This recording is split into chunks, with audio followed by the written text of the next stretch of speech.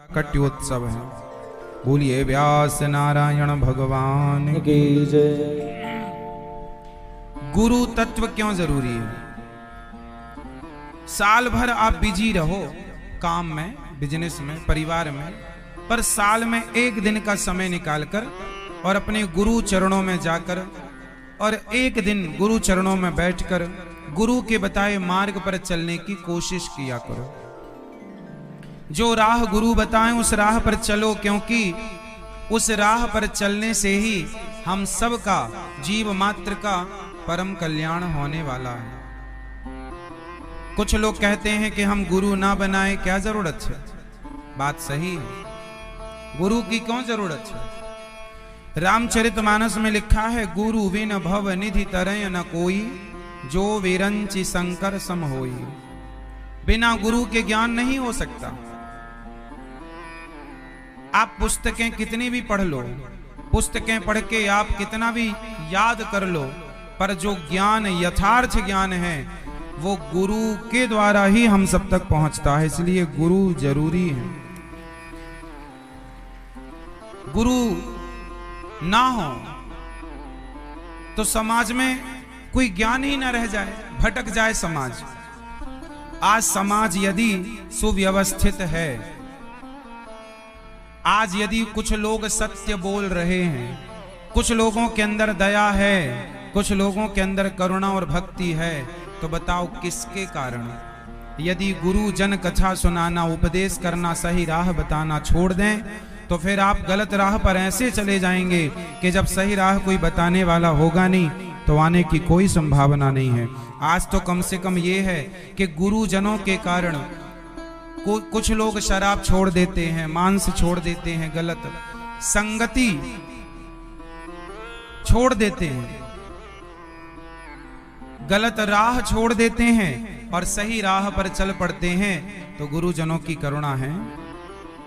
आज के इस युग में कुछ ही सही पर कुछ लोग जुड़े तो हैं, सीख तो रहे, आधार तो है।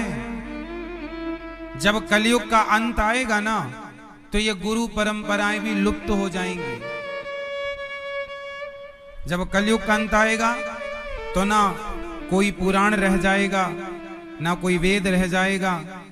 रह तो जाएगा मतलब आप जानेंगे नहीं कुछ, ना कोई सुनने के लिए सत्संग रहेगा, ना कोई सुनाने वाले रहेंगे, मनमाना हो जाएगा, परंपराएं लुप्त हो जाएंगी। हमारी जो परंपराएं हैं कितनी प्राचीन है, कहीं कहीं दूर दराज कहीं जीवित रहेंगी।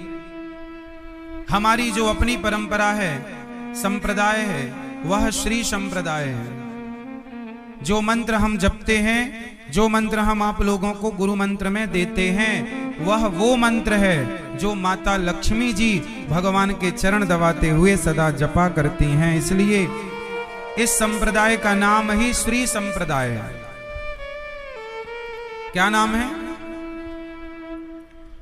ये दास अनिरुद्ध किस संप्रदाय से है? तो श्री संप्रदाय। इस संप्रदाय से जो जुड़ता है उसके जीवन में कभी श्री मतलब लक्ष्मी की कमी नहीं होती, क्योंकि लक्ष्मी जी की संप्रदाय है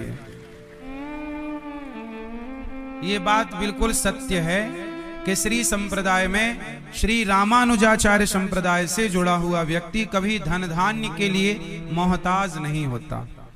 माता लक्ष्मी जी की बड़ी कृपा होती है। हमारे आचार्य हैं श्री रामानुजाचार्य जी। हमारे आचार्य कौन हैं? श्री रामानुजाचार्य जी। श्री रामानुजाचार्य जी ने भगवान से कहा, आपको पता है श्री रामानुजाचार्य जी का शरीर आज भी है, शरीर आज भी है। आपने कभी दर्शन किया? नहीं। आप में से कितने लोगों ने रंगनाथ मंदिर के बारे में सुना है? रंगम, श्री रंगम रंगनाथ जी, देखा हो ना देखा हो, सुना होगा। एक दिन हमने बताया भी था आपको कथा में। नाथ में एक नाथ रंगनाथ भी है। मैया सोलो मेरी माँ, शुरू बैठते ही नींद आ गई मैया को। पूरी रात पंचायत करती हो, दिन में सो जाती है।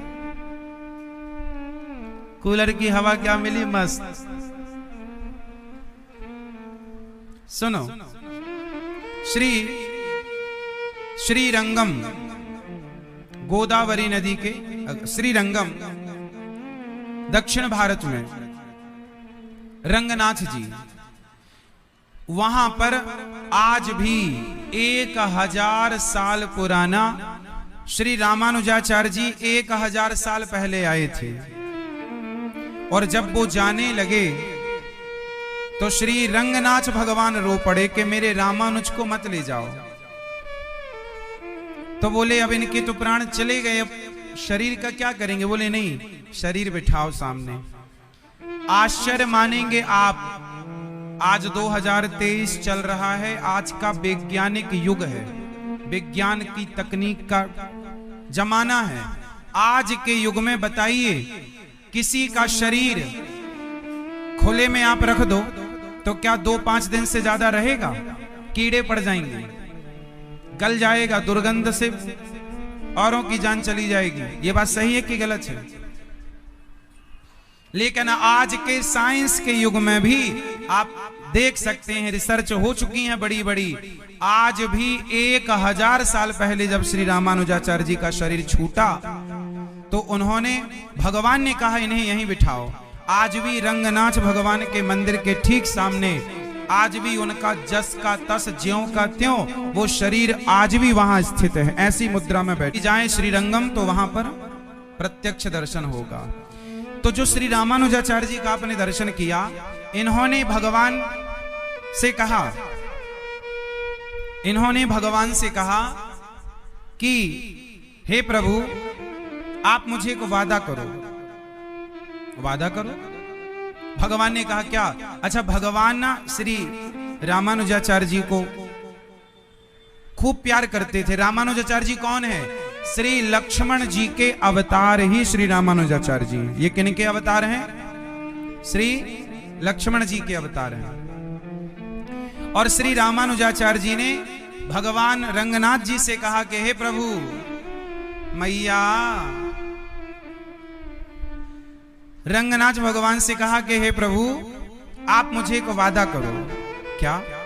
आप मुझे ये वादा करो कि जो भी इस श्री संप्रदाय में दीक्षित है, दीक्षा ली, शिक्षा ली, जो इस संप्रदाय से जुड़ा हुआ है, जो श्रीमन नारायण का आश्रय लिया है, जो भगवान कृष्ण और श्री राम का आश्रय लिया है, इस संप्रदाय से जुड़कर उस व्यक्ति का कभी पतन नहीं होगा, ये मुझे वादा करो।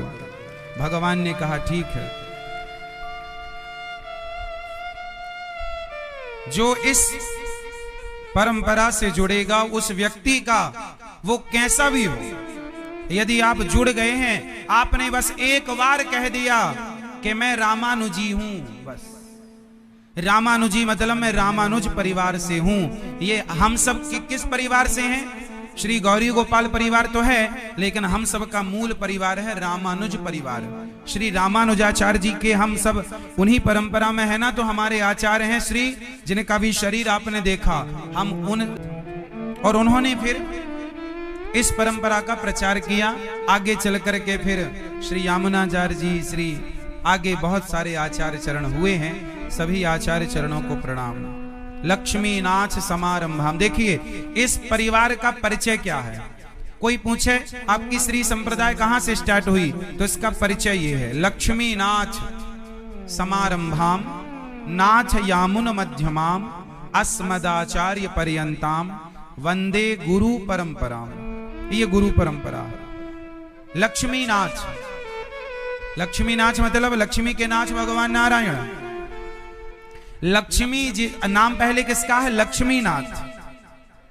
क्या नाम आया? हमारी संप्रदाय कहां से स्टार्ट हुई?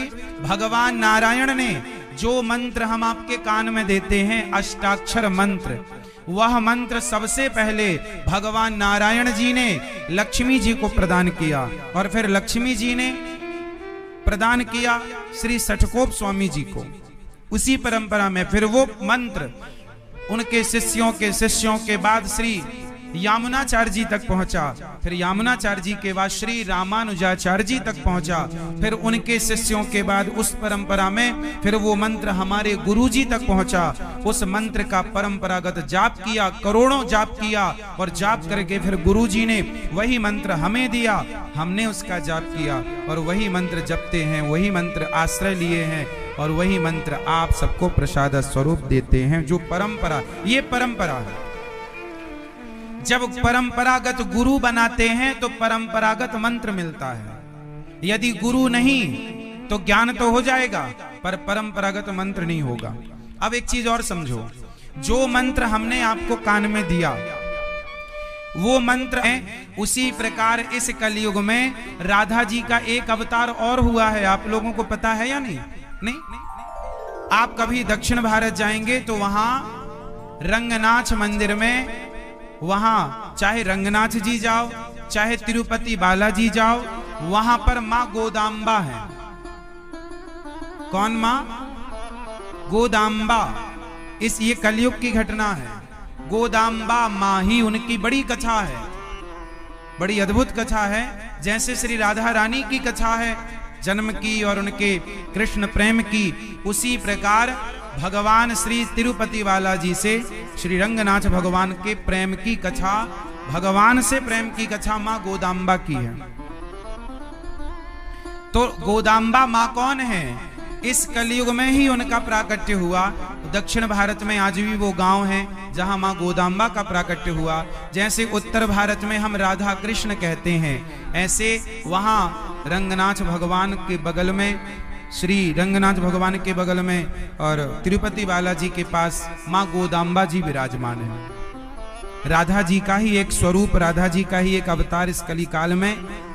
उस प्रेम, जो अधूरा प्रेम रह गया था, उस अधूरे प्रेम को पूरा करने के लिए मां गोदांबा के रूप में मां ने जन्म लिया, श्री राधा रानी ने। और मां गोदांबा,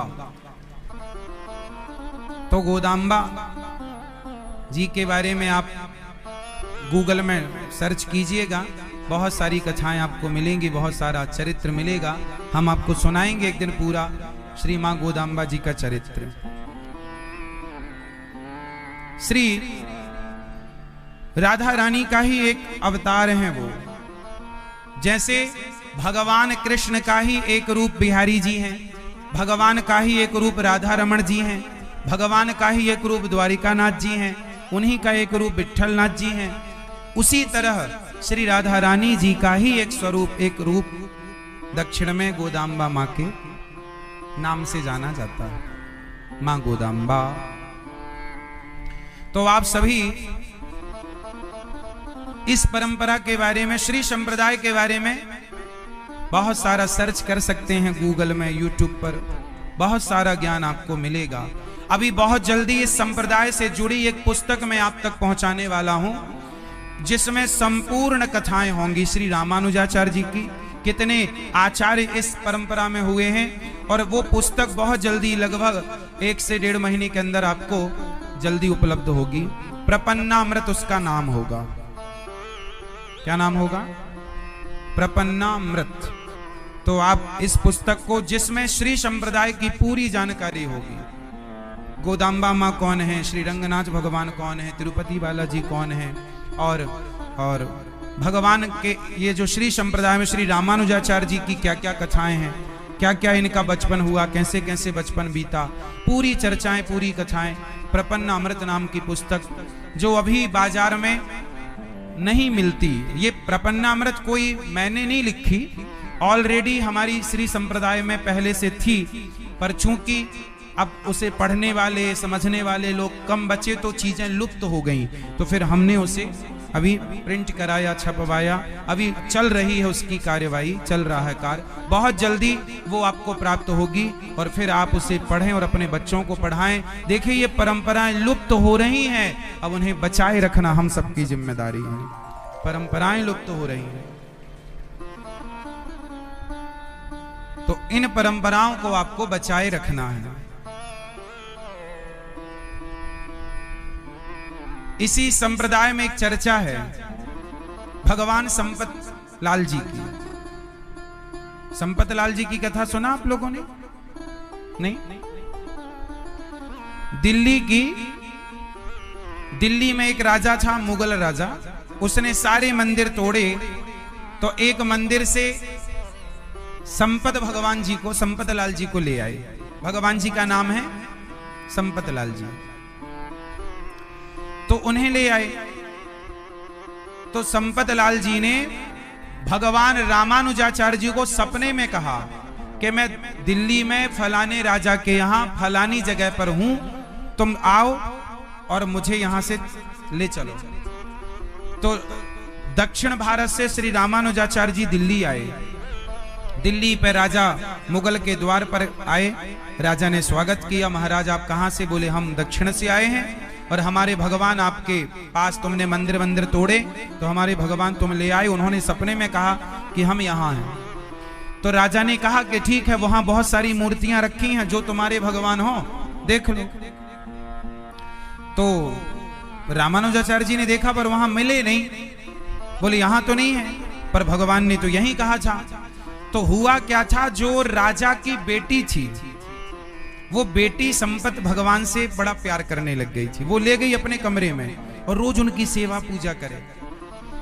तो किसी ने बताया कि वो भगवान तो उनके पास हैं, राजा की बेटी।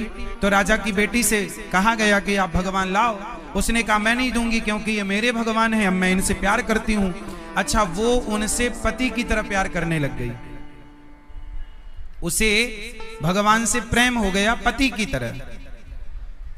और वो मुसलमान की बेटी थी, पर प्यार भगवान से हो गया। तो रामानुजाचार्य जी ने कहा कि भाई भगवान ने सपने में कहा है, हमें देना पड़ेगा, जल्दी लाओ। अब वो लड़की रोती रोती बेचारी भगवान को लाके रखी। लड़की बोली मेरे भगवान है। रामानुजाचार्य जी ने कहा मेरे भगवान है। राजा ने कहा एक काम करो, भगवान जी को बीच में रखो, एक तरफ आप बैठो, एक तरफ मेरी बेटी बैठेगी, वो दोनों बुलाओ। ये भगवान जिनकी तरफ जाएंगे चलकर, हमें जाना भी है, चलो जल्दी से हमारे साथ। भगवान नहीं आए। भगवान भी कम कातुकी हैं क्या? नहीं आए।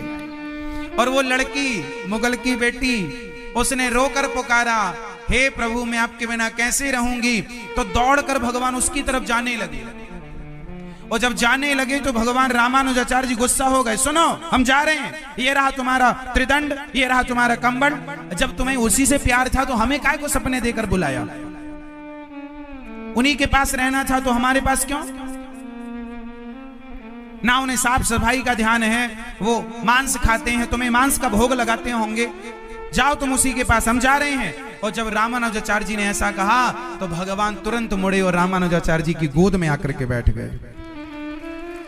भगवान तुरंत वापस आए और गुस्सा किया श्री रामानुजाचार्य जी ने कि जब उसी के पास रहना था तो हमें क्यों बुलाया? सपना देख के इतनी दूर आए और हमारे पास नहीं आ रहे हो। चलो, अब जब भगवान आए, गोद में आकर बैठ गए, तो भगवान को लेकर के श्री रामानुजाचार्य जी जाने लगे। तो वो लड़की रोने लगी, मुगल की बेटी, मैं इनके बिना जी ना पाऊंगी, मैं इनके बिना रह ना पाऊंगी।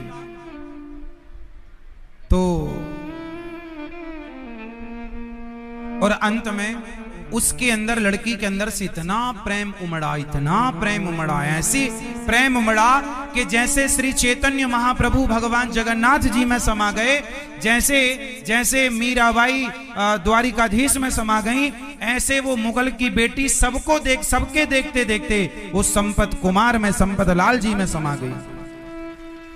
तब श्री रामानुजाचार्य जी ने संपत लाल जी को ले जा करके मदुरई के पास स्थान है, आज भी वो जगह, आज भी वो संपत लाल जी का मंदिर है, वहां बिठाया, भगवान जी की स्थापना की। और सोने की वो जो मुगल राजा की बेटी थी, उस बेटी का सोने का विग्रह बनवाया श्री रामानुजाचार्य जी ने। और संपत लाल जी के बगल में आज भी संपत लाल जी के बगल में उस राजा की बेटी का आज भी वो विग्रह पूजा जाता है कि ये भगवान में समा गई। उनकी भक्ति को आज भी प्रणाम किया जाता है। तो ये दक्षिण भारत में स्थान है सब। आज भी संपत कुमार जी, मैं आपको सब बताऊंगा, अभी पुस्तक जब आएगी आप पढ़ेंगे ना तो एक एक चीज क्लियर होगी। इस संप्रदाय से जुड़ा हुआ जो ज्ञान है वो आपको प्राप्त होगा।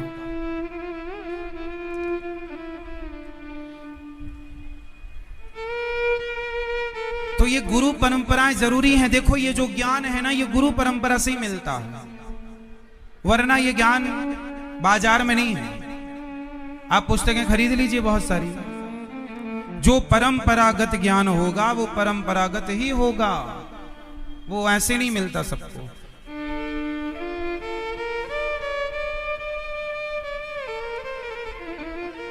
अब जैसे हमने आपको मंत्र दिया, 8 अक्षर का मंत्र आपके कान में, वो मंत्र है। फिर हमने द्वय मंत्र दिया आपको। अभी आप लोगों को देने के लिए एक चीज और बची है, वो सबसे आखिरी में दी जाती है। आप जितने शिष्य हैं, आपको अभी तक हमने मंत्र दिया है। जब आप उस मंत्र का करोड़ों जाप कर लेंगे, तब आप मंत्रार्थ लेने के अधिकारी बनेंगे। अभी आपको मंत्र दिया गया है, अभी मंत्रार्थ बाकी है, वो हम आपको देंगे। जितने भी शिष्य हैं, जो मंत्र हमने आपको दिया है, पहले आप उस मंत्र का 1 करोड़ बार जाप कर लीजिए। जब आप उस मंत्र का, मूल मंत्र का 1 करोड़ जप कर लेंगे, तब मंत्रार्थ हम आपको देंगे। मंत्र दीक्षा तो हो गई आपकी, सब कुछ संस्कार हो गए।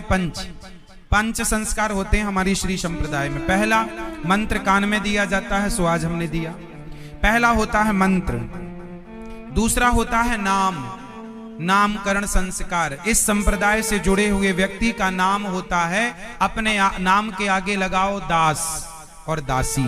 जैसे दास अनिरुद्ध, हे प्रभु हम आपके, अपने आप को दास मानना के हे नाच हम आपके दास। स्त्रियां दासी मानेंगी और पुरुष अपने आप को दास। जैसे तुलसीदास, सूरदास, कबीरदास, इन्होंने अपने आप को क्या माना? दास। तो नामकरण संस्कार में आप अपना दास दासी नाम कह के जो है उसमें दास दासी लग, जो पुस्तिका हम देते हैं उसमें बना भी होता है। और पुरुष तिलक सबको इस भाव से तिलक क्यों लगाते हैं? तिलक इसलिए लगाते हैं कि ये जो व्हाइट कलर है, ये जो व्हाइट कलर का चंदन होता है ना, ये सभी तीर्थों की रज को मिलाकर ये चंदन बनाया जाता है। सभी तीर्थों की रज को, धूल को मिलाकर मिक्स करके ये चंदन बनाया जाता है। और ये जो तिलक है, ये तिलक इस भाव से लगाना चाहिए कि ये भगवान श्रीमन नारायण के चरण हैं।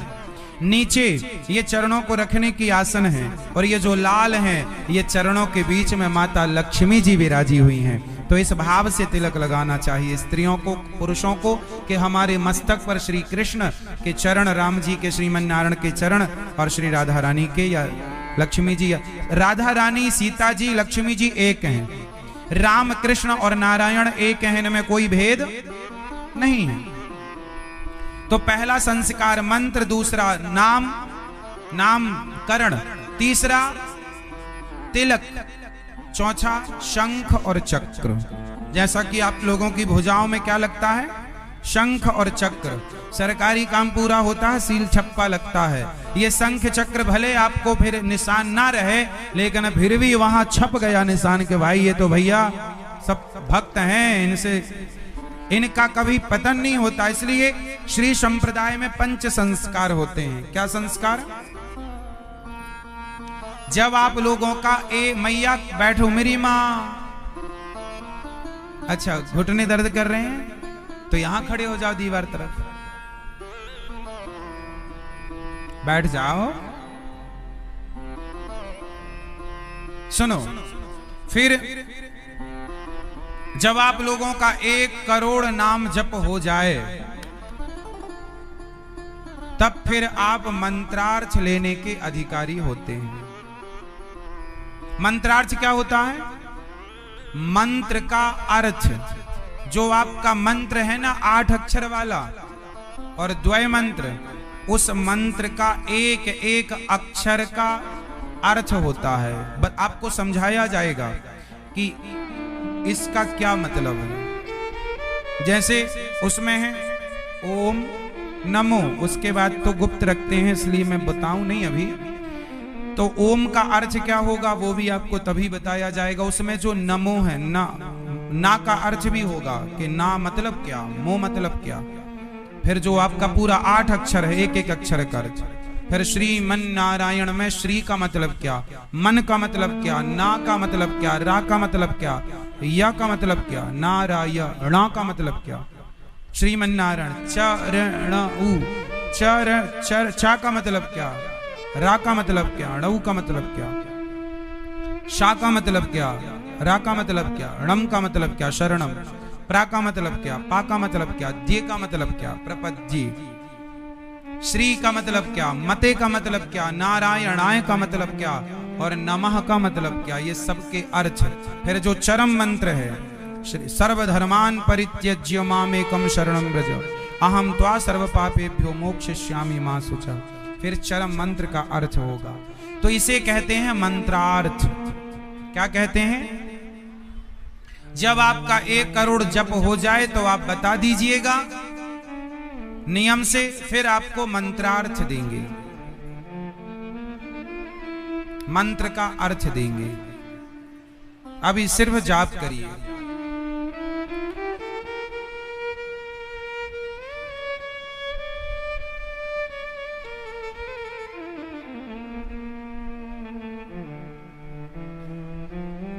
आप सबको पुनः गुरु पूर्णिमा की बहुत बहुत शुभकामनाएं। आप सब पर गुरु जी की कृपा और गोविंद की कृपा बनी रहे। सबके गुरु को मैं खूब प्रेम करो, समर्पित करो अपने आप को, और विश्वास रखो हमारे साथ भगवान है। फिर आपको डरने की जरूरत नहीं। हाँ, कि जब हमारे साथ कौन है?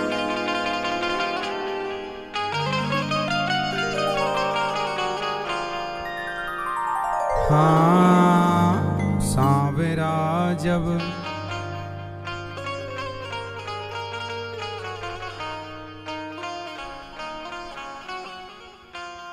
सांवरा जब मेरे साथ है,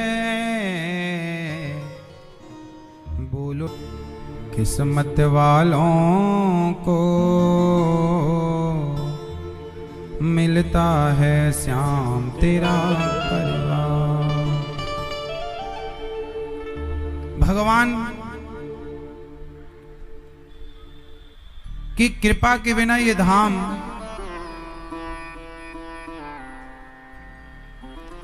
किस्मत वालों को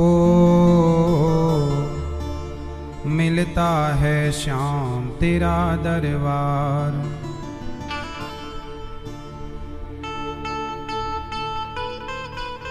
भगवान के बिना, उनकी कृपा के बिना भला कोई लाख उपाय कर ले, धाम नहीं मिलेगा।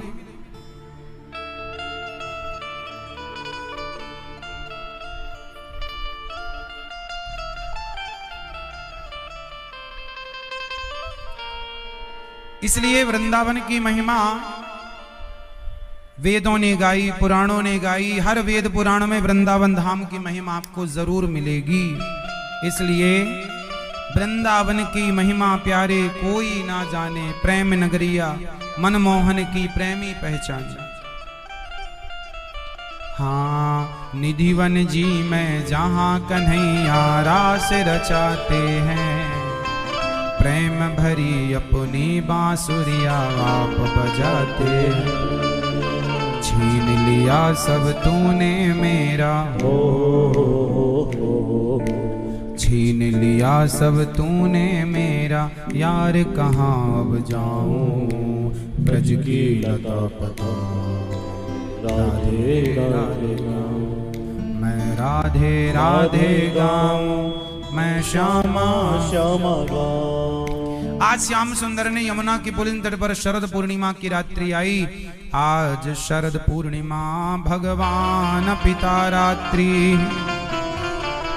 शरदोत्फुल्य मल्लिका वीक्षरन्तुं मनश्चक्रे योग माया मुपाश्रिता। भगवान पिता रात्रि, शरदोत्फुल्य मल्लिका। शरद पूर्णिमा की रात्रि आई, भगवान ने सुंदर सी बांसुरी बजाई यमुना के पुलिन तट पर। और जब बांसुरी बजाई तो गजब की बांसुरी बजती है वृंदावन बसैया की।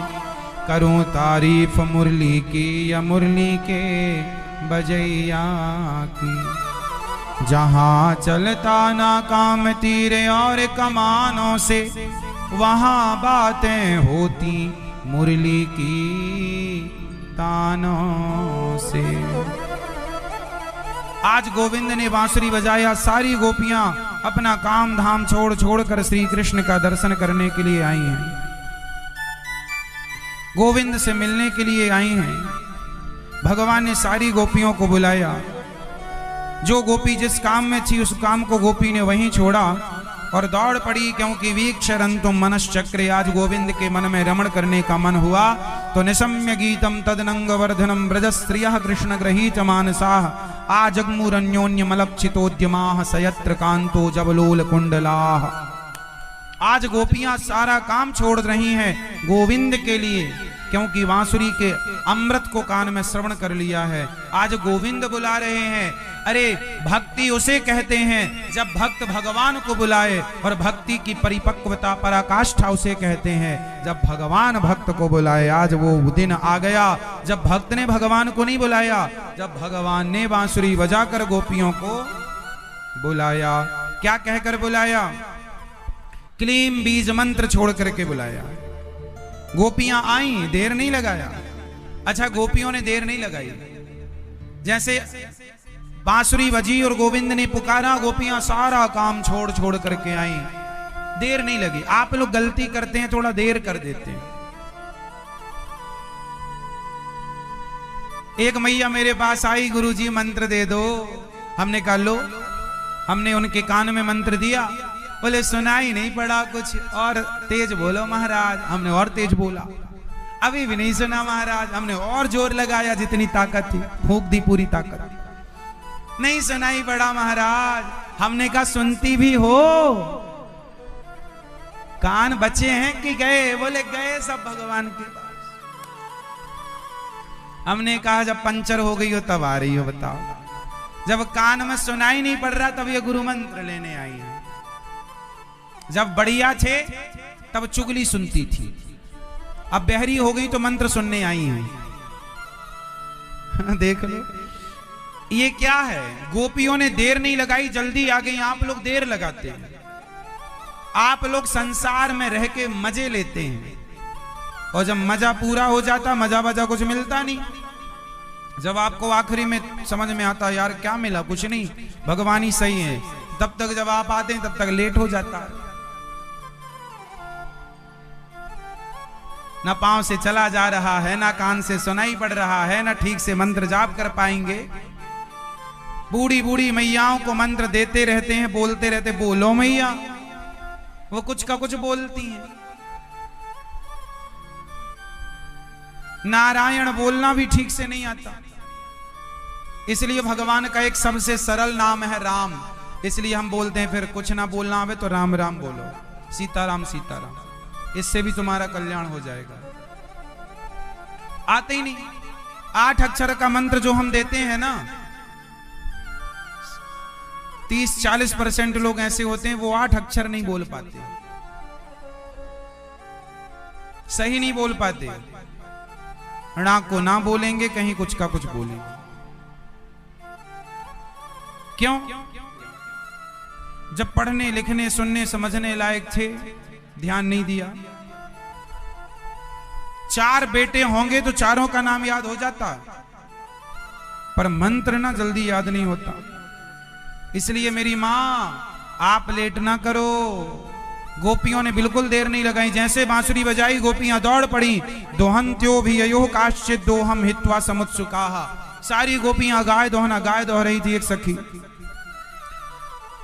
पयोधिसृत्य संयाव मनुद्वास्या परा ययो, एक गोपी गाय दोह रही थी कि बांसुरी सुनाई पड़ी तो गाय दोहना छोड़ चली। एक सखी चूल्हे पर दूध औंट रही थी, है ना? दूध औंटना जानती हो मैया?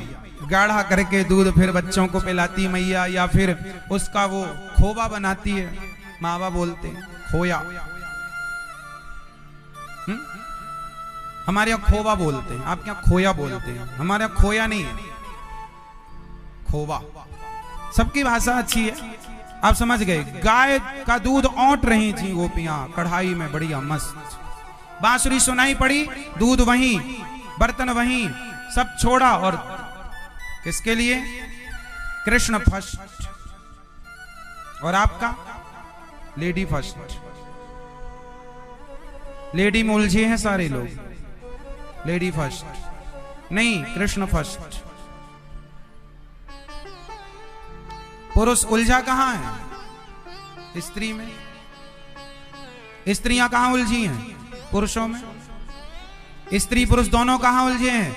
बच्चों में। बच्चे कहां उलझे हैं? खिलौनों में, टॉफी में। संसार सब उलझा है यहीं। आप यहां से ऊपर उठते ही नहीं, आप ऐसे हैं। आप कैसे हैं? ऐसे हैं। और होना कैसा चाहिए? ऐसे, ऊपर की तरफ। आप नीचे की तरफ बढ़ रहे हैं। बढ़ना कहां? ऊपर की तरफ। ऊपर की तरफ कैसे बढ़ेंगे?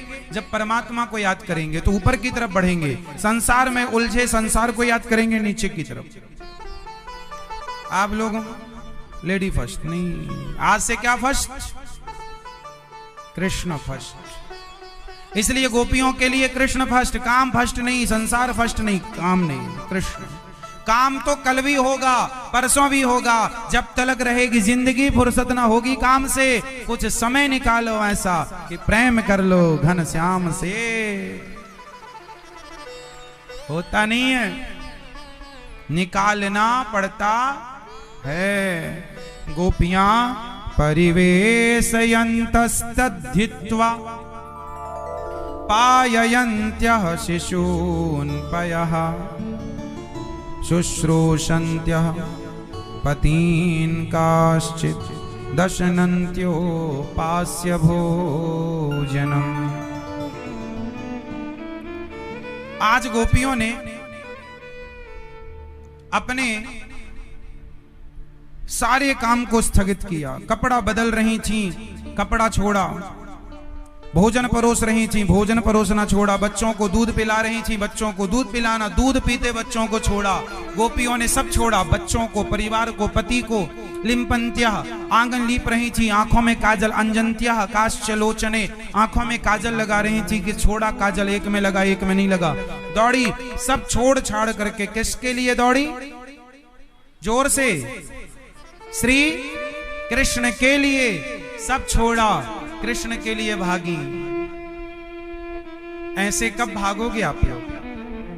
भगवान के लिए सब छोड़ छाड़ करके श्री कृष्ण के लिए भागती हैं गोपियां। छोड़ दिया। अच्छा, गोपियों ने छोड़ दिया और आप लोगों ने क्या किया? पकड़ लिया।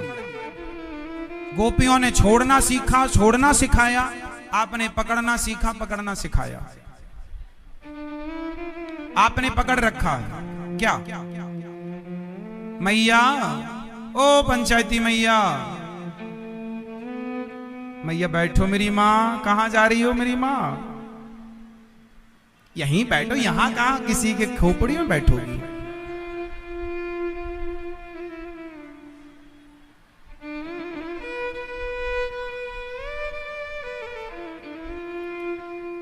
गोपियों ने क्या सिखाया? छोड़ना। हमने क्या सीखा? पकड़ना। आप लोगों ने पकड़ रखा है। क्या क्या पकड़ा? संसार को पकड़ना बुरा है, संसार में रहना बुरा नहीं है। रहो, काम करो, पैसा कमाओ, नाम कमाओ, इज्जत कमाओ, खूब पैसा कमाओ। पैसा बहुत कमाना चाहिए, काम बहुत करना चाहिए, इज्जत भी कमाओ, नाम भी कमाओ, पैसा भी कमाओ, पर पकड़ के मत रखो। आदी मत बनो। मींस पैसा बहुत होना चाहिए आपके पास, लेकिन पैसे के पीछे भागने वाले ना बनो आप। आएगा अच्छी व्यवस्था। बेटा बेटी होनी चाहिए आपके घर में, खूब बेटा बेटी हो आपके, खूब बड़ा परिवार हो, लेकिन उस परिवार में आसक्त ना होना चाहिए। कैसे? जैसे कीचड़ में कमल रहता है, पर कीचड़ की बूंद कमल में नहीं रहती। नाव, पानी में नाव होती है पर नाव में पानी नहीं होता। यदि पानी नाव में चढ़ गया तो नाव को डुबा देगा। संसार है सागर और आप है नौका। शरीर क्या है? जोर से, नाव। शरीर क्या है? नौका। नाव। शरीर क्या है? नाव। और संसार क्या है? सागर। संसार क्या है? जोर से। संसार क्या है? सागर। शरीर क्या है? नाव। संसार सागर को शरीर की नौका से पार लगाना है। पार हो, इसलिए लोग कहते पार हो जाओ। पार तब होंगे जब आप संसार के ऊपर रहेंगे। सागर के ऊपर ही नाव होती है, और नाव के ऊपर सागर हुआ तो टाइटैनिक डूब गया। यदि पानी नाव में भर गया तो टाइटैनिक डूब गया। उसे देखने गए, वो भी डूब गए।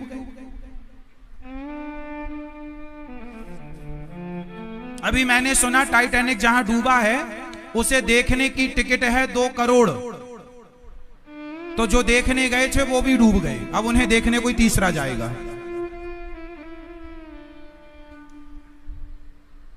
मलबा देखने गए थे वहां टाइटैनिक का। देखो जरा, आदमी कहां कहां जाता है मरने। ये नहीं कि वृंदावन आए, इससे अच्छा तो बिहारी जी के मंदिर में खूब दर्शन करो, और यहां रह के बढ़िया बिहारी जी के दर्शन करते करते यदि किसी के प्राण निकले तो सबसे उत्तम है। इस धाम में किसी के प्राण छूटे तो सबसे उत्तम है। पता नहीं, इसलिए जब भी मन हुआ करे ना, वृंदावन आओ, अयोध्या जी जाओ, जगन्नाथ जी जाओ, बद्रीनाथ जी जाओ, रंगनाथ जी जाओ, तिरुपति बालाजी जाओ, दर्शन करो मस्त। और छोड़ो ये संसार में ना, तुम पड़े रहते हो, गोपियां छोड़ देती हैं एक झटके में, और आप लोग इतने झटके लगने के बाद भी नहीं छूटा, है ना। यहां बेटा अलग बोले जा रहा है, बहू अलग सास को बोले जा रही है, बुढ़िया घर से जाती नहीं कहीं, यही काव काव काव काव करती रहती है। फिर भी काय को जाए कोई, छोड़ना नहीं। आजकल का आदमी ना इतना ज्यादा चिपका हुआ है संसार से, छोड़ता नहीं। जबकि भूल गया सिद्धांत कि नाव में पानी नहीं भरना चाहिए। संसार के सागर में शरीर की नौका ऊपर ऊपर रहे, संसार के ऊपर रहना है। संसार तुम्हारे ऊपर ना आ जाए, नहीं तो डूब जाओगे। सबके बीच में रहो, सबको राम राम करो, सबको टाटा बाय बाय करो, लेकिन आसक्ति भगवान में हो। काम संसार। अच्छा चलो, एक छोटी सी कथा मैं आपको सुनाता हूं, वो आप सबको पता है। मैं केवल सार सुनाता हूं, मैं कथा नहीं सुनाऊंगा, सार सुनाऊंगा। कथा सबको याद है। अभी मैं एक कथा आपको याद दिलाऊंगा, देखो कथा सबको याद होगी, लेकिन सार मैं आपको बताऊंगा अभी। जरासंध का युद्ध किससे हुआ? जरासंध को किसने मारा था? जो बताएगा वो हाथ उठाए। जरासंध को किसने मारा था?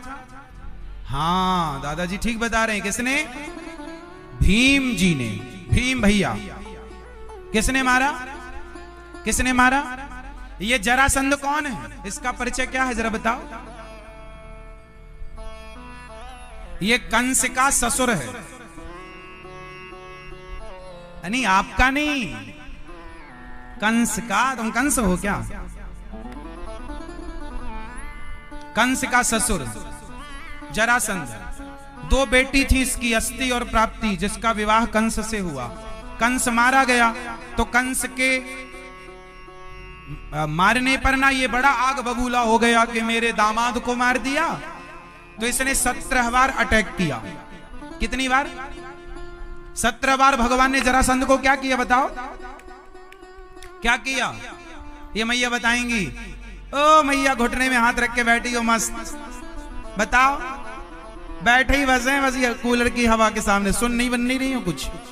ध्यान तो वहां घर में ही रखा, ताला लगा के आई हूं कि खोल के आ गई मैं? ताला लगाई हूं क्या मैं?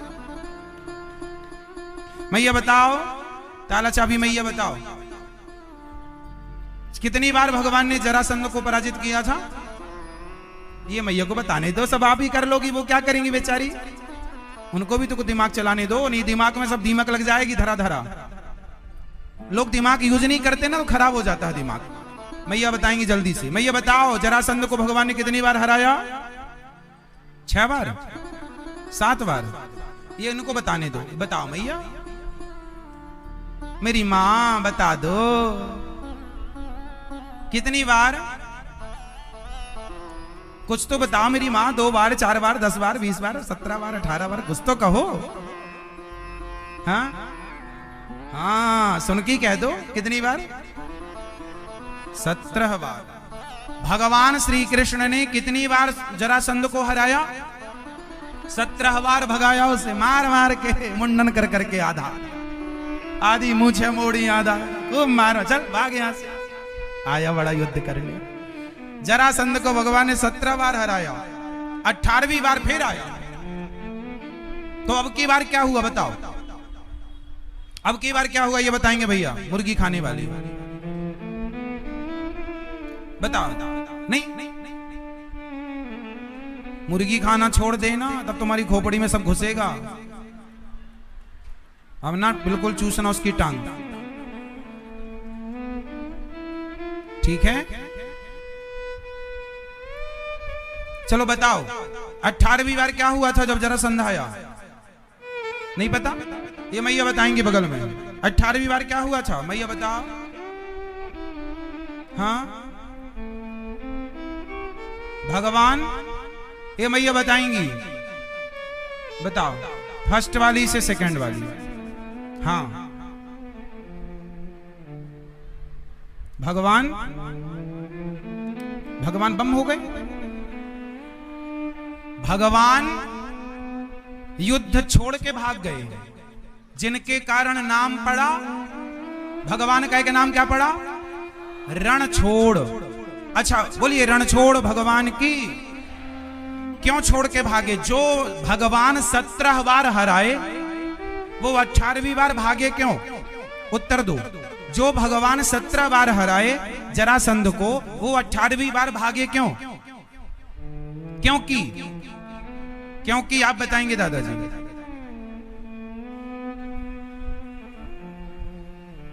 क्योंकि 18वीं बार वो ज्यादा पावरफुल होके आया?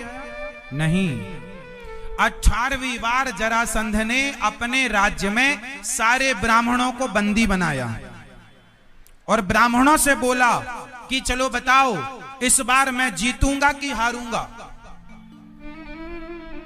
अब यदि पंडित जी कह दें कि हार जाओगे, तो सारे ब्राह्मणों को मरवा देगा ये। तो पंडित जी डर के मारे बोल दिए, इस बार तुम जीतोगे। अब जान बची तो लाख उपाय। तो जरासंध ने कहा, इन सारे ब्राह्मणों को बंदी बनाओ। यदि मैं अब हारा तो इन ब्राह्मणों की वाणी मिथ्या हो गई ना, तो फिर मैं इन सबके गले काटूंगा। सारे हजारों ब्राह्मणों को उसने बंदी बनाया और सबको बोला कि मैं तुम सबको मारूंगा, सबको काटूंगा, तुम्हारे बच्चे तक को नहीं छोड़ूंगा। जरासंध बड़ा दुष्ट। अब सारे ब्राह्मणों ने भगवान से स्तुति की, हे भगवान, इस बार या तो इसे मार दो। यदि आपने इसे मार दिया तो इसकी सेना हमें मार डालेगी, क्योंकि हम इसके बंदी हैं। हे भगवान, इस बार आप हार जाना, हार जाना, हार जाना। सारे ब्राह्मणों ने भगवान से कहा, प्रभु इस बार आप हार जाओ, वरना ये हमारे मार डालेगा हमें। हजारों ब्राह्मण थे, तो हजारों ब्राह्मणों की रक्षा करने के लिए भगवान मैदान छोड़ के भागे थे। ये बात आप लोग नहीं जानते, इसलिए नाम पड़ा रणछोड़। वरना भगवान के लिए कौन सी बड़ी बात थी? 17 बार हराया, एक बार और देते ठीक हो जाता। इसलिए भगवान मैदान छोड़ के भागे। चलो ये तो होगी बात। अब आगे चलते हैं। उस जरासंध को किसने हराया, किसने मारा था? भीम भैया ने। अच्छा ये बताओ, भीम भैया ने कितने दिन में मारा था? कितने दिन में मारा? 28वें दिन। 27 दिन तक तो भीम भैया पिटते रहे। एक दिन भीम भैया झोला वोला उठा के जाने लगे चुपके से। भगवान पकड़ लिए, कहां जा रहे हो? बोले रोज पिटते हैं, तुम तो वहां बैठे रहते हो। ये बहुत मारता है, बड़ा बलवान है, हारता ही नहीं। मैं इसे बीच से फाड़ देता हूं तो फिर जुड़ जाता है। उसके पास शक्ति थी कि वो उसे बीच से कोई फाड़ दे तो वो फिर जुड़ जाता था, मरते ही नहीं। भीम भैया बोले मरते ही नहीं, क्या करें क्या करें क्या करें क्या करें। भगवान बोले कि कल तुम युद्ध करो और युद्ध करते समय हमें देखना। इस बात को नोट करो, मैं केवल ये बात बताने के लिए आपको पूरी कथा सुना रहा हूं। भगवान श्री कृष्ण ने क्या कहा कि भैया कल युद्ध करो और युद्ध करते समय आप हमें देखना। और जब 28वें दिन का युद्ध भगवान ने किया तो जरासंध के साथ भीम भैया जब युद्ध किए तो वो युद्ध कर रहे हैं जरासंध के साथ, पर देख किसे रहे हैं? उत्तर दो, युद्ध किसके साथ कर रहे हैं? भीम भैया जरासंध के साथ। और देख किसे रहे हैं? जोर से, भगवान को। युद्ध किसके साथ? जरासंध। और देख किसको रहे हैं? युद्ध किसके साथ कर रहे हैं? जरासंध के साथ। देख किसे रहे हैं? भगवान को। और जब भगवान को देखा तो भगवान ने एक तिनका उठाया और तिनका उठा के तिनके को बीच से ऐसे फाड़ा और फाड़ कर एक भाग इस तरफ फेंका, एक भाग इस तरफ फेंका कि जरासंध को आप बीच से फाड़ो और उसका दायां भाग बाएं तरफ, बायां भाग दाएं तरफ फेंक दो, वो मर जाएगा। और जब ऐसा किया तो जरासंध हार गया, भीम भैया जीत गए। बताओ इस कथा से क्या सीखा आपने? क्या मैसेज मिला आपको? कथा सबको याद है, सीखा क्या? मैसेज क्या था? शिक्षा क्या थी? भाव क्या था? वो बताओ। मैया, ओ मेरी माँ, बोलो मेरी माँ, क्या सीखा आपने इस कथा से? मैया क्या सीखा? फटाफट उत्तर दो। सीखा ये कि काम करो। भीम भैया ने युद्ध किया लेकिन देखते किसे रहे? हाँ, संसार का काम करते रहो, संसार की जिम्मेदारियां पूरी करते रहो, पैसा कमाते रहो, बिजनेस करते रहो, बच्चे परिवार का ध्यान रखते रहो, काम करते रहो, पर नजरें सदा भगवान की तरफ होनी चाहिए। देखते रहो भगवान को कि हे नाथ मैं आपको कभी, हे नाथ मैं आपको कभी भूलू नहीं। काम करो, जिम्मेदारियां पूरी करो। आप जंगल में रहो, घर में रहो। कुछ लोग कहते हैं हम घर परिवार छोड़ के आ गए महाराज जी। क्यों छोड़ आए? किसने कहा था छोड़ने को? छोड़ने को तो भगवान ने मना किया है, कुछ भी नहीं छोड़ना। काम करते हुए मेरा स्मरण करो, भगवान कहते हैं। कर्म करते हुए मेरा स्मरण करो। छोड़ने का नहीं कहा। पति तुम्हारा अच्छा है बुरा है, पति तुम्हारा अच्छा बुरा है, पत्नी अच्छी बुरी है, कहीं रहो, कैसे भी रहो, कैसे भी लोगों में रहो, पर स्मरण भगवान का बना रहे। नजर किसकी तरफ? काम संसार का, नजरें भगवान की। बस यही तो है सार तत्व। इससे बड़ा सार क्या होगा? काम करते रहो, नाम जपते रहो, मन से गोविंद गोपाल। सिंपल। तो आज से कितने लोग अपनी सारी जिम्मेदारियां पूरी करते हुए हर आधा घंटा में बोलो, हर 10 मिनट में झाड़ू लगाती जाओ और देखते रहो गोपाल जी को। भोजन बनाती जाओ और रसोई से निकल निकल के थोड़ी थोड़ी देर में। यदि ये सब तब होगा जब प्रेम होता है ना? जैसे किसी लड़की को किसी लड़के से प्यार हो जाए ना, तो वो लड़की बार बार अपना मोबाइल देखती है। कुछ भी मोबाइल में मैसेज आया वो देखती है, मेरे वाले का आया क्या?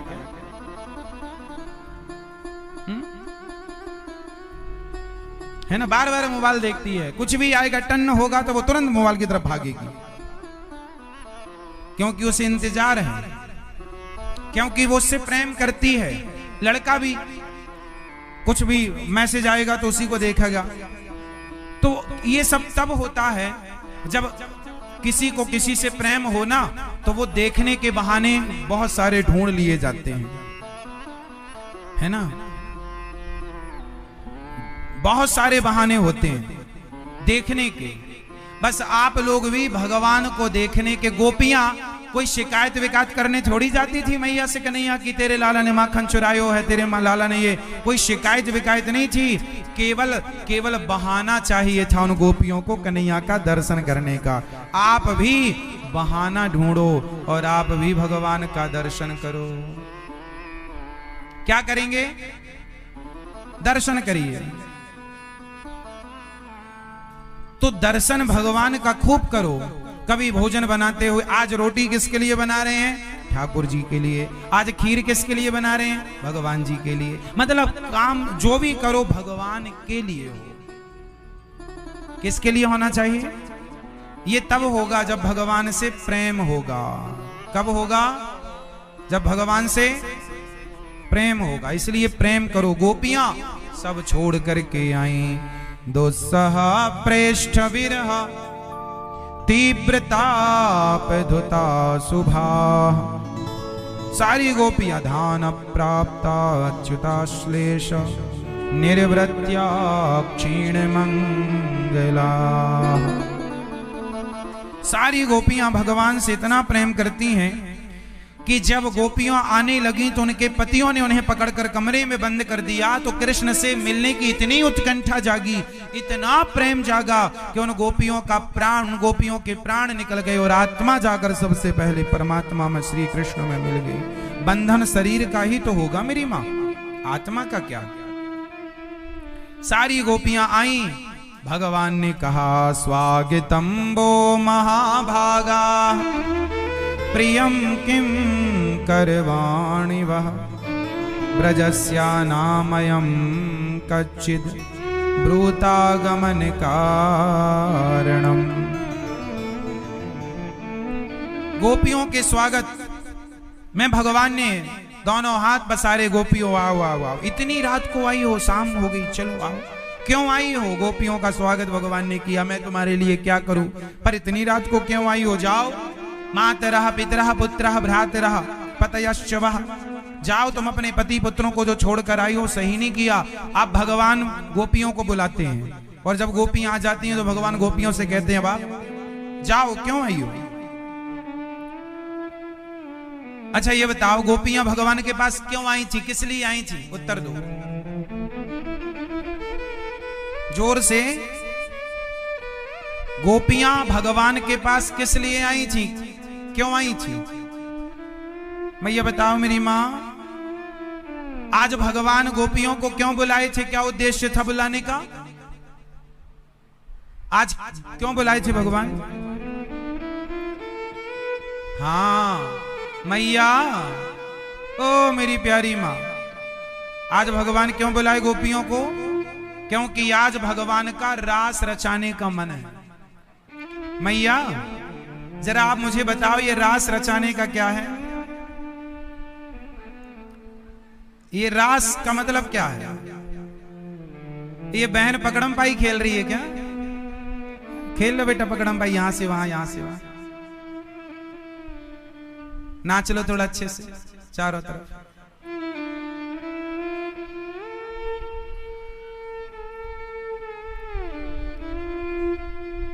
तो भगवान आज क्या कर रहे हैं? रास, रास रचाने का मन है आज भगवान।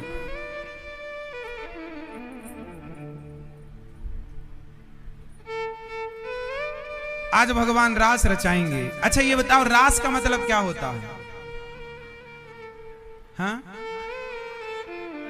रास का मतलब क्या है?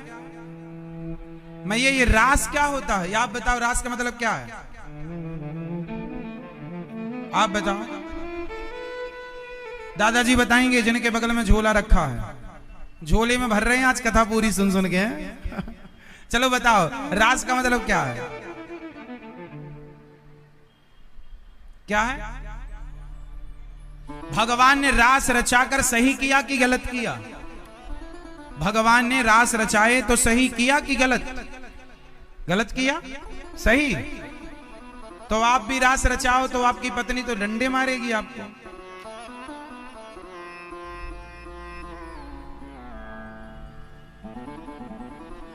आप रास रचाएं तो आपका रास रचाना सही है कि गलत है? आपका रास रचाना सही है कि गलत है? उत्तर दो। मजाक नहीं कर रहे हैं, रियल पूछ रहे हैं। आप तो खुश हो गए। परमिशन नहीं दे रहे हैं हम, पत्नी देगी परमिशन आपकी।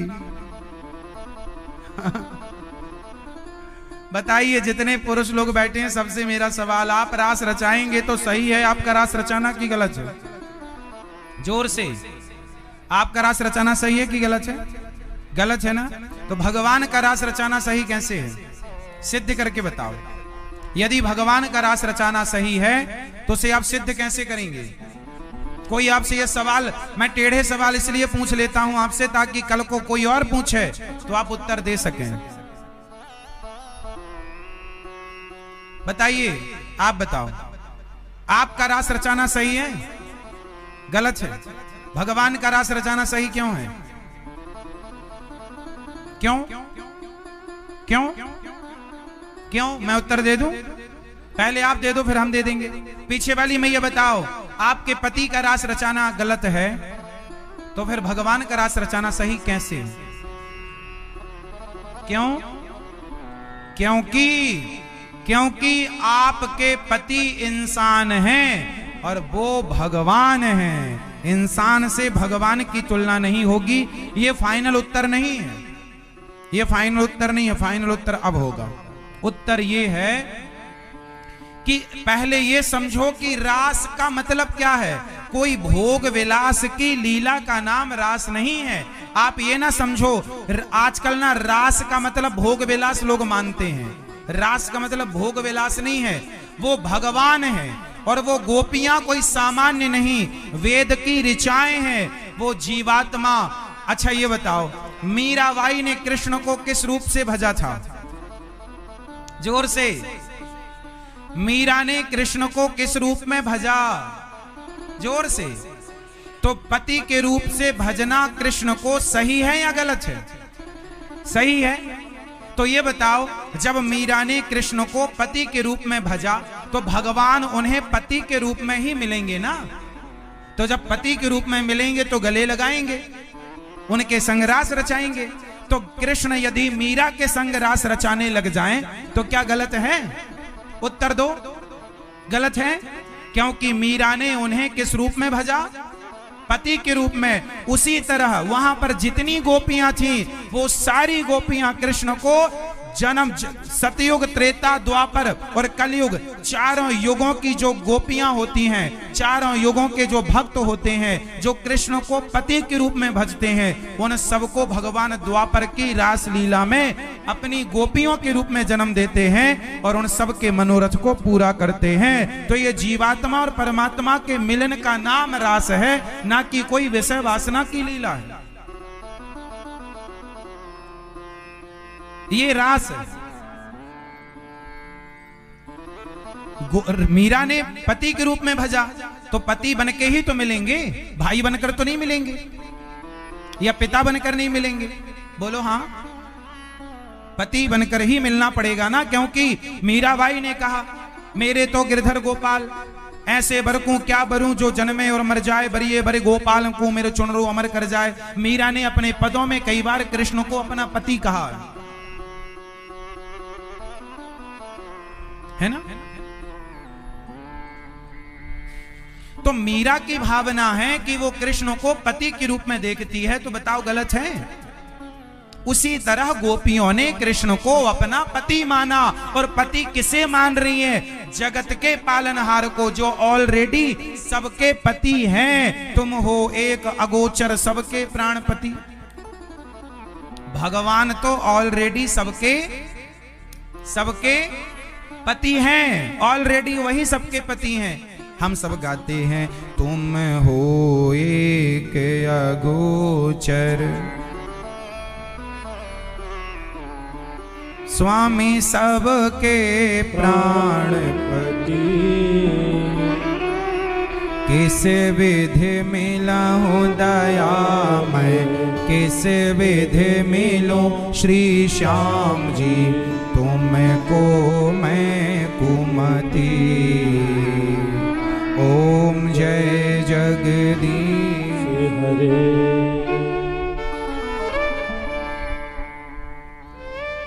भगवान है वो, भगवान है वो।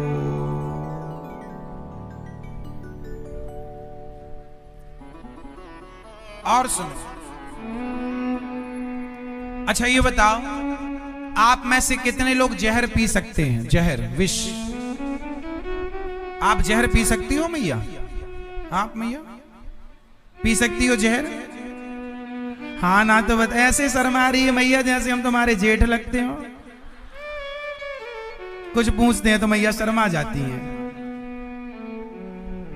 चलो बताओ, क्या आप जहर पी सकते हैं? हम पी लेंगे तो मर जाएंगे, सिंपल। पी तो सकते हैं, कई लोग ना पी के मर जाते हैं। हम लोग जहर तो पी सकते हैं बट पी के मर जाएंगे। परंतु शंकर जी ने जहर पिया।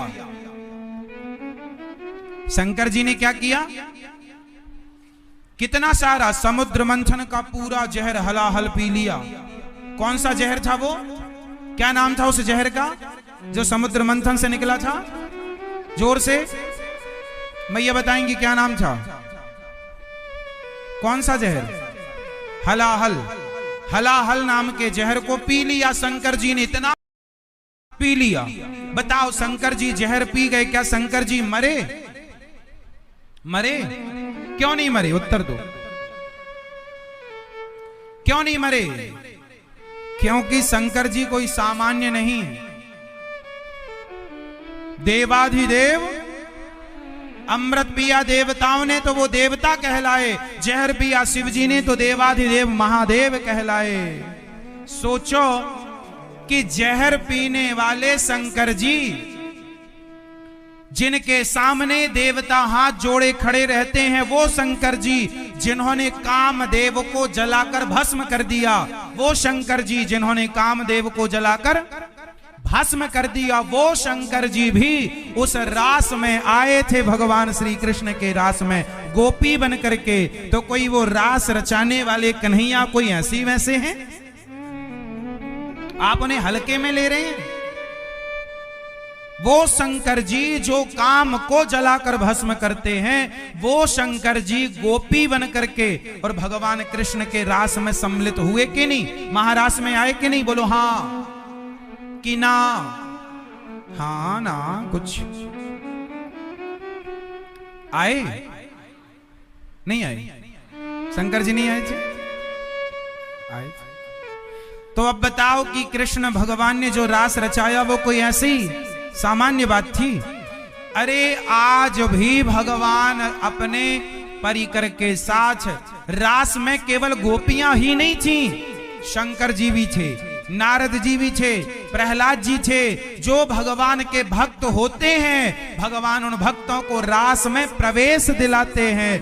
करोड़ों में कोई भक्त होता है, ब्रह्मा जी को भी रास में प्रवेश ऐसे नहीं मिलता। ब्रह्मा जी भी गोपी बनकर आते हैं तब जाकर के रास में प्रवेश मिलता है। हनुमान जी भी गोपी बनकर गए थे रास में। वृंदावन में हनुमान जी भी गोपी बनते हैं। यहाँ गोपी बन के ही सबकी पूजा होती है। यहाँ कोई कृष्ण के सिवा कोई पुरुष है ही नहीं, सब गोपी हैं। यहाँ शंकर जी भी गोपेश्वर महादेव के रूप में हैं। यहाँ हनुमान जी भी गोपी के रूप में रहते हैं, गोपी भाव से रहते हैं। हाँ, यहाँ केवल एक ही पुरुष है और वो है कृष्ण, बाकी सब यहाँ इंद्र भी आए तो गोपी बन के आते हैं। गोपी तो गोपी का मतलब स्त्री नहीं, गोपी का मतलब एक भाव है। गोपी, गौ मतलब इंद्रियां, पी मतलब पीना। जिन्होंने अपनी सारी विषय वासनाओं को पीकर समाप्त कर दिया, जिन्होंने अपनी सारी कामनाएं मिटा दी, वो गोपियां हुआ करती हैं। गोपी की परिभाषा है। अब आजकल का आदमी भोगी विलासी है तो वो इस लीला को भी भोग विलास से जोड़ करके देखता है। जैसा आपन तस दूसर जानी, जो जैसा होता है वो वैसे ही। कृष्ण कोई सामान्य नहीं है, समझो। श्री कृष्ण वो है जिनके सामने शंकर जी भी हाथ जोड़े। कृष्ण भगवान का जब जन्म हुआ मेरे गोविंद का, तो भगवान का दर्शन करने शंकर जी आए थे कि नहीं? हाँ, वो कृष्ण कोई सामान्य मान रहे हो आप लोग? जिनके सामने देवता थर थर कांपते हैं, ब्रह्मा जी थर थर कांपते हैं भगवान के सामने। वो भगवान को आप लोग ना मजाक बना लेते हैं,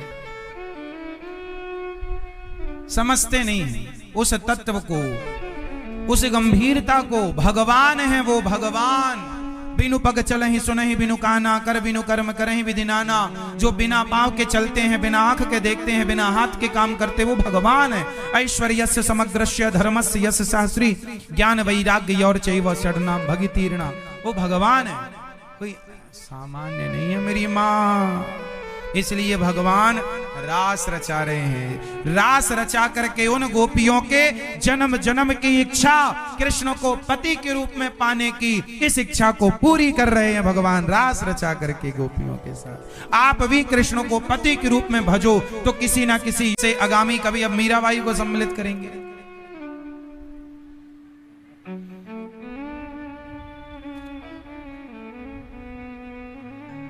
भगवान कह रहे हैं, भगवान गोपियों से कह रहे हैं, दोहशीलो दुर्भगो वृद्धो जड़ो रोग्य धनो पिवा। पति कैसा भी हो, अंधा लंगड़ा बहरा काना, मैया अपने पति को छोड़ देना सही है कि गलत है? बताओ मेरी मां, सही है गलत है? अपनी पत्नी को छोड़ देना सही है गलत है? गलत सही? आपकी पत्नी कहां है? छोड़ दिया इन्होंने क्या है? यही कहीं बैठी सही? छोड़ा तो नहीं? पत्नी को मत छोड़िए, पति को मत छोड़िए। छोड़ना है तो अपने अंदर की इच्छाओं को, अपनी बुराइयों को छोड़िए। भगवान ने कभी इन चीजों को छोड़ने का नहीं, छोड़ना है तो बुराइयां छोड़िए, बुराइयों को छोड़िए। रिश्तों को निभाइए, रिश्तों को क्या कीजिए? हमारे शास्त्र रिश्तों के लिए बढ़िया बात कहते हैं। हमारे यहां हर रिश्ता जरूरी है। अच्छा, हमारे धर्म में भाभी को क्या कहते हैं? भाभी क्या होती है देवर के लिए? जोर से, मां। हिंदू धर्म में भाभी मां होती है। हिंदू धर्म के अतिरिक्त दूसरे किसी मजहब पंथ में जाकर देख लेना, वहां भाभी को मां का दर्जा कहीं नहीं मिला हिंदुओं के सिवा। देखिए हिंदुओं की संस्कृति, रिश्तों के लिए कितनी रिस्पेक्ट, कितना आदर है। भाई को बड़ा, भाई को पिता माना जाता है, पिता तुल्य है बड़ा भैया। इसलिए आदर कीजिए अपने रिश्तों का। पति पत्नी का रिश्ता सबसे उत्तम है। अच्छा, पति पत्नी का संबंध, पति पत्नी का रिश्ता अच्छा है या बुरा है? अच्छा है। कैसे अच्छा है? यदि पत्नी अच्छे से रहे, पति को प्रेम करे, अर्थात पत्नी पति को पति की तरह, परमेश्वर की तरह माने, और पति भी अपनी पत्नी को लक्ष्मी की तरह माने, तब तो गृहस्थी बढ़िया है। और यदि पत्नी यहां जा रही है और पति यहां जा रहा है, सारी जिंदगी उतार चढ़ाव, रोता रहता है आदमी। गृहस्थी बिगड़ जाए ना जिनकी, उनका जीवन नरक हो जाता है। और जिनकी गृहस्थी मस्त है, बढ़िया है, उनके जीवन में स्वर्ग की अनुभूति है। यही स्वर्ग है और यही नरक है। प्यार से रह लोगे तो यही स्वर्ग मिल जाएगा, लड़ लोगे तो यही नरक है। अब आप जानो कि आपको गृहस्थी कैसे चलानी है। पत्नी,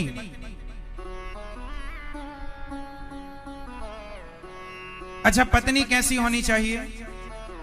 एक अच्छी पत्नी के क्या लक्षण हैं? एक अच्छी स्त्री के अंदर क्या खूबियां होती हैं? बताइए, एक अच्छी स्त्री के लक्षण क्या हैं? हाँ, पुरुष लोग बताएंगे जिनका अनुभव है। आप बताइए, अच्छी स्त्री का लक्षण क्या है? सेवा करना पति की, अपने पक्ष में बातें, ठीक है। आप बताइए, अच्छी स्त्री के लक्षण क्या हैं? अच्छी स्त्री के लक्षण क्या हैं? पहला लक्षण,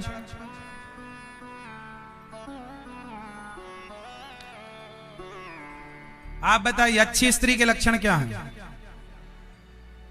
हैं? ठीक है। मैया कहां चली मेरी मां?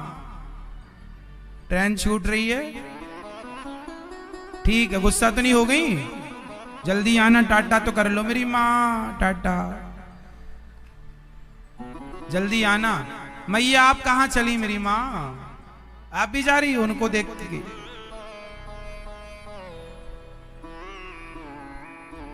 मैं तो महाराज कहीं नहीं जा रही, बस मैं तो इधर चली उधर चली, बस फिर बैठ गई। मैं तो वैसा वाला जा रही थी।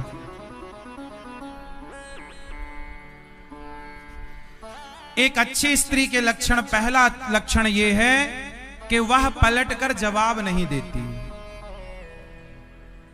स्त्री का पहला लक्षण, वह पलटकर जवाब नहीं देती। एक अच्छी स्त्री के ये लक्षण हैं, जवाब नहीं देती, ना सास को, ना ससुर को, ना पति को।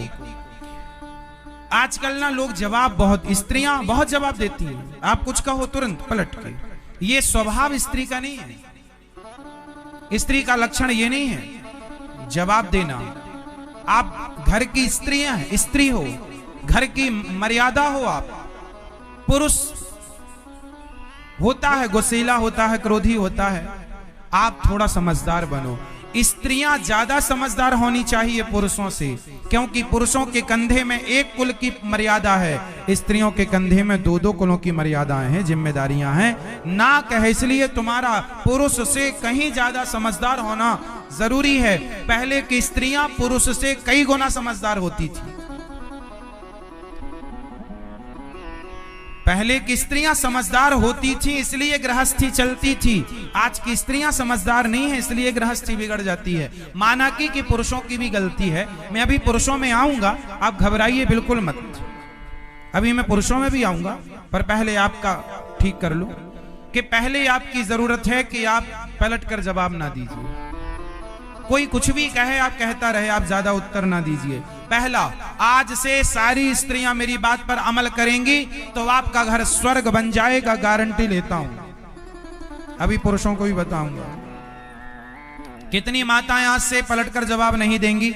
मुझे विश्वास दिलाओ हाथ उठाकर। आप देंगी? मतलब ये तो नहीं रह सकती। अच्छी स्त्रियों के लक्षण ये नहीं है। यदि आप अच्छी स्त्री बनना चाहती हैं, हमारे यहां पतिव्रता नारी है। हमारे यहां कौन सी नारी कही जाती है? पतिव्रता। पतिव्रता नारी वो है, पति को पलटकर पति को परमेश्वर मानेगी तो पलटकर जवाब काहे को देगी। इसलिए पहला, पत्नी वो अच्छी जो पति को, सास को, ससुर को पलटकर जवाब ना दे। जो स्त्री पलटकर जवाब ना दे वो श्रेष्ठ स्त्री है, पहली खूबी। दूसरी खूबी स्त्री वे फजूल व्यर्थ की बातें ना करे, व्यर्थ का ना मुंह चलाए। कुछ लोग बोलते, कुछ भी बोलना है, बस बोलना है, अच्छा बुरा नहीं सोचते, बोलना है। समझदार अच्छे घर की स्त्री ना सब जगह हंसती है, ना सब जगह रोती है। अच्छी स्त्रियों की पहचान, हर जगह हंसना नहीं चाहिए। हंसने के कारण महाभारत हो गया, द्रौपदी इस बात का गवाह है। हंसने से हुआ, बाद में बहुत सारे कारण हो सकते हैं, पर दुर्योधन का दिमाग, वो गिर गया पानी में तो क्या बोल दिया? अंधों के हंस के, अंधों के तो अंधे होते। तो अच्छे घर की स्त्रियां पहले तो पलट के जवाब नहीं देती। अच्छी स्त्रियों के लक्षण हैं कि वो ना सब जगह हंसती हैं और ना सब जगह रोती हैं। जैसे आजकल आप लोग, जरा सा घर में कुछ हुआ तो पड़ोसन के घर चली गई रोने के लिए। अरे मेरी सास ने ऐसा कह दिया, मेरे पति ने ऐसा कह दिया, माँ को फोन ला, माँ सुना आपने, आपके दामाद ने क्या कहा, ऐसा कह दिया, कल मुही कह दिया। जरा जरा सी बात में अपनी माँ को फोन, अपने भाई को फोन, पड़ोसियों से जमाने में बातें कहना। सुनो, ये रिश्तेदार, चाहे तुम्हारी माँ हो, चाहे तुम्हारा बाप हो, चाहे तुम्हारा भाई हो, ये रिश्तेदार हैं। अब ये 4 दिनों के हैं, ये पड़ोसी 4 दिनों के हैं। गुजारा तुम्हारा जिंदगी भर उस पति के साथ ही होना है। इसलिए जमाने में तुम अपने पति की बुराई, अपनी सास ससुर की बुराई ना करो। ये दुनिया जो तुम रो रो के बताती हो ना, मेरी सास ऐसी, मेरा पति ऐसा, मेरी ननद ऐसी, घर की बातें ना कहा करो किसी को, क्योंकि दुनिया रो रो के सुनती है और तुम्हारे जाने के बाद हंस हंस कर बताती, अरे उसके घर में तो ऐसा है। अपने अपने घरन का दुख ना कहियो रोई, सुन इठले हैं लोग सब बांट न ले हैं कोई। तो अच्छे घर की जो समझदार स्त्रियों के लक्षण बता रहा हूं, शादी करने के पहले देख लेना, देख सको तो फंसोगे नहीं। और अपनी बेटियों को यह संस्कार देना तो घर में सुखी रहेंगी बेटियां तुम्हारी। और शादी करने के बाद बेटियों से एक एक घंटे प्रपंच ना किया करो मेरी माँ। तुम्हारे प्रपंच के चक्कर में हजारों बेटियों का तलाक हो गया है इन पंचायती माताओं के कारण। बेटी से दिन भर पंचायत, दिन भर पंचायत। तो पति भी गुस्से में कह देता, जा फिर अपने माँ के पास ही रहे। इन बातों में झगड़ा हो जाता कि आप हमारी माँ को ऐसा कहते हैं। छोटी छोटी बातों से बातें बड़ी होती हैं, तलाक तक पहुंच जाती हैं। तो पहला लक्षण क्या है एक अच्छी स्त्री का? उत्तर जवाब ना देना। दूसरा लक्षण, अपने ना वो किसी के आगे व्यर्थ का ना हंसती है, ना व्यर्थ का रोती है, ना किसी के घर व्यर्थ का हंसना और ना व्यर्थ का रोना।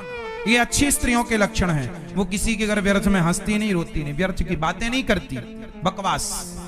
तीसरा, स्त्री का तीसरा लक्षण है कि वह, अच्छी स्त्री का लक्षण है कि वह पैसों को बचाती है। स्त्री में यदि पैसे बचाने की बुद्धि है तो वो घर निश्चित संपन्नता की तरफ बढ़ेगा। यदि स्त्रियां पैसे बचाती हैं, कम खर्चा करती हैं, तो उस घर में बरकत जरूर होगी। और यदि घर में बरकत नहीं है, तरक्की नहीं है, पुरुष कमाता है, स्त्रियां उड़ाती हैं, तो वो घर में कभी कभी शांति नहीं होगी, सदा किचकिच होगी, क्योंकि स्त्री खर्चीली। स्त्री का नाम है लक्ष्मी, तो लक्ष्मी को लक्ष्मी संभाल के रखना चाहिए। आप में से कितनी स्त्रियां ऐसी हैं जिनका पति पूरा कमा के आपके हाथ में देता है? आपका पति पूरा कमा के आपके हाथ में, किन किन स्त्रियों के हाथ में पति की पूरी कमाई आती है? जिनके हाथ में आती है वो हाथ उठाएं। आपके हाथ में नहीं आती?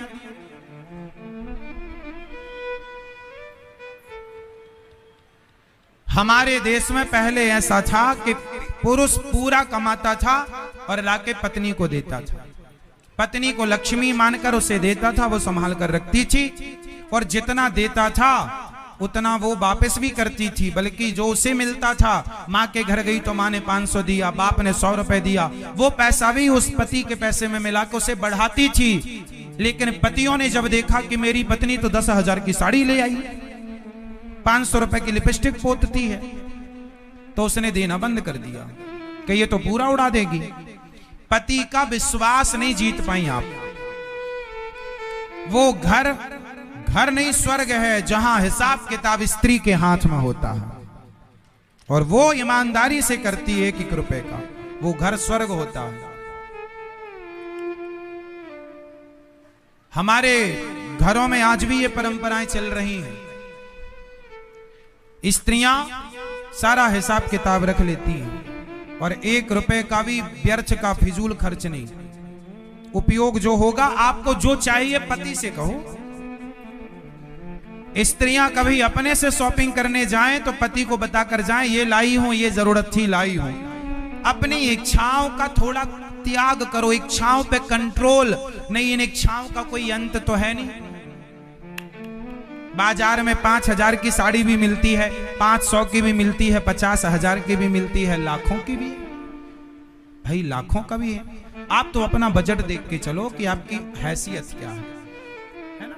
सब प्रकार का मिलता है। इसलिए बड़े लोग कहावत कह के गए हैं, जितना चादर हो उतना। हाँ, इसका मतलब क्या है ये मैया बताएंगी, लाल वाली इस तरफ की।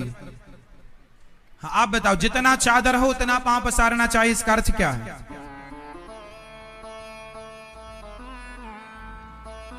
क्या अर्थ है इसका? जितना चादर हो उतना पांव पसारो, इसका क्या अर्थ है? जितना धन है उतना खर्च करो, अर्थात बचा के। कल के भी तो व्यवस्था बनानी है, आटा दाल चावल की, रोटी नमक की, सब खा लोगे, सब उड़ा दोगे तो कल क्या। इसलिए पैसा। तो स्त्रियों के कुछ लक्षण मैंने बताए, फिर भी बहुत सारी खूबियां और भी हैं। स्त्री का सबसे बड़ा आभूषण क्या है? स्त्री का सबसे बड़ा आभूषण क्या है? जोर से देखो, भूल गई स्त्रियां। स्त्रियों का सबसे बड़ा आभूषण लज्जा, लज्जा, शर्म। पहले की स्त्रियों में शर्म थी। पहले क्या थी? आजकल कहां शर्म है, फटे कपड़े पहन के निकल जाती हैं। आजकल तो पुरुष शर्म करके आंखें झुका लेते, क्या देख रहे हैं हम। तो आजकल शर्म नहीं बची, सब उल्टा हो गया।